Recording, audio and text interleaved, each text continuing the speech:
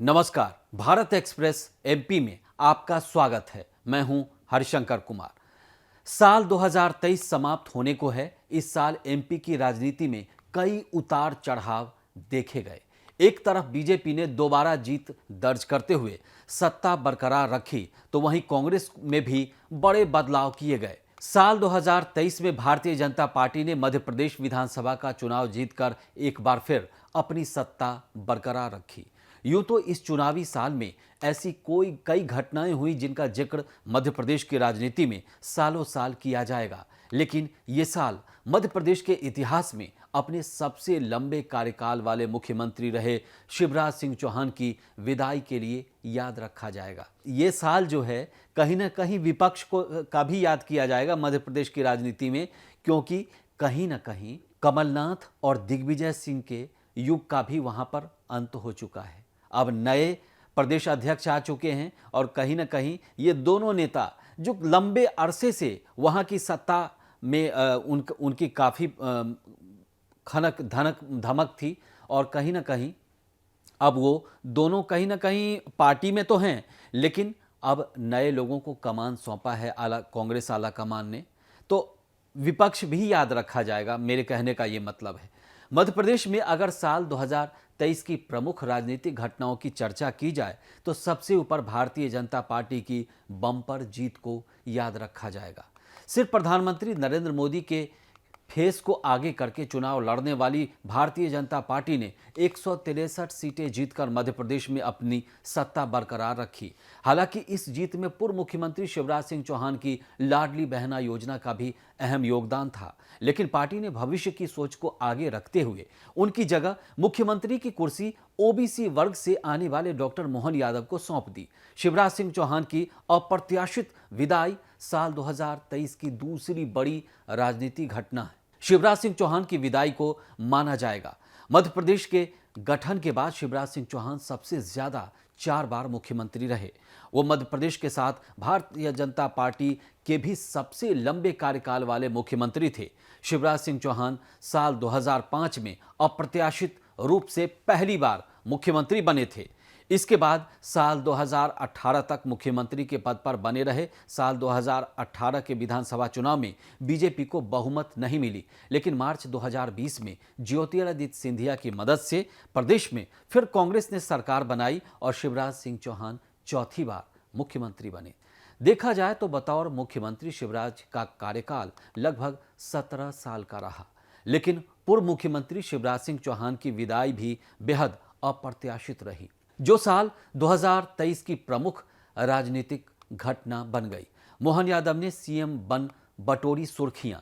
साल 2023 में जितनी चर्चा शिवराज सिंह चौहान की विदाई की हो रही है, उतनी ही सुर्खियां नए मुख्यमंत्री मोहन यादव भी बटोर रहे हैं। उज्जैन दक्षिण सीट से तीसरी बार विधायक बनने वाले डॉक्टर मोहन यादव मध्य प्रदेश के मुख्यमंत्री बन चुके हैं। यह मतगणना के कई दिनों बाद तक भी किसी ने नहीं सोचा था। वो दूर दूर तक किसी रेस में भी नहीं थे।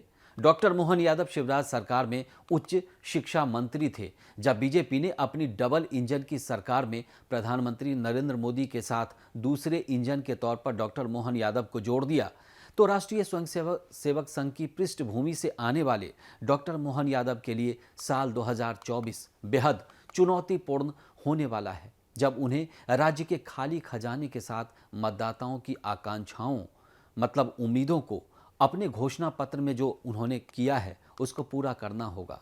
लाडली बहना शिवराज सरकार का मास्टर स्ट्रोक था, जिसका असर कहीं ना कहीं चुनाव में भी दिखा। मध्य प्रदेश में विधानसभा चुनाव में जीत के लिए साल 2023 में बीजेपी और कांग्रेस ने एड़ी चोटी का जोर लगाया। मध्य प्रदेश के राजनीतिक गलियारों में ये चर्चा काफ़ी आम हो गई थी, और कांग्रेस नेता कमलनाथ ने चुनाव से बहुत पहले नारी सम्मान योजना की घोषणा करके बड़ी राजनीतिक भूल की थी। इसके मुकाबले तत्कालीन मुख्यमंत्री शिवराज सिंह चौहान लाडली बहना योजना लेकर आए, जिसकी पहली किश्त उन्होंने जून महीने में जारी करते हुए कांग्रेस के ऊपर बड़ी राजनीतिक और मनोवैज्ञानिक बढ़त ले ली। शिवराज सिंह चौहान की लाडली बहना योजना को विधानसभा चुनाव के लिए मास्टर स्ट्रोक माना गया, जिसके चलते बीजेपी की जीत का आंकड़ा 163 सीटों तक पहुंच गया। फिलहाल मध्य प्रदेश सरकार 1 करोड़ 31 लाख लाडली बहनों के खाते में 1250 रुपये प्रति माह की आर्थिक सहायता दे रही है। एमपी कांग्रेस इकाई में बड़ा फेरबदल। साल 2023 जाते जाते मध्य प्रदेश कांग्रेस की राजनीति में भी बड़े परिवर्तन को लेकर आया। कांग्रेस को तमाम अनुमानों के विपरीत विधानसभा चुनाव में करारी हार का सामना करना पड़ा। इसके बाद तकरीबन 40 साल से मध्य प्रदेश की राजनीति के केंद्र में रहे कमलनाथ की कांग्रेस आला कमान ने अचानक से पीसीसी चीफ के पद से छुट्टी कर दी। युवा तुर्क जीतू पटवारी को नया प्रदेश कांग्रेस मुखिया बनाया गया तो आदिवासी नेता उमंग सिंघार को नेता प्रतिपक्ष का दायित्व सौंपा गया। बीजेपी ने पूरे चुनाव अभियान के दौरान कमलनाथ और दिग्विजय सिंह पर वंशवाद की राजनीति करने का आरोप लगाया और कहा कि दोनों अपने बेटों नकुलनाथ और जयवर्धन सिंह को आगे बढ़ाने में लगे हुए हैं। साल 2023 के अंत में कांग्रेस का नेतृत्व युवाओं के हाथ में पहुंच गया। तो कहीं ना कहीं अगर साल 2023 की बात की जाएगी तो मामा शिवराज और नए मुख्यमंत्री मोहन यादव की अगर चर्चा होगी तो विपक्ष की इसीलिए होगी कि कहीं ना कहीं कमलनाथ और ज्योतिरादित्य सिंधिया और ऐसे कई सारे नेता रहे जो काफ़ी इस साल चर्चा में रहे। साल 2023 अगर याद किया जाएगा तो विपक्ष के लिए भी याद किया जाएगा, क्योंकि मध्य प्रदेश में कहीं ना कहीं कमलनाथ और दिग्विजय सिंह के युग का भी अंत हो गया और वहाँ पर नए चेहरों को जिम्मेदारी दी गई है। आपको हमारा ये वीडियो अच्छा लगा तो इसे लाइक कीजिए और चैनल को सब्सक्राइब कीजिए। नमस्कार।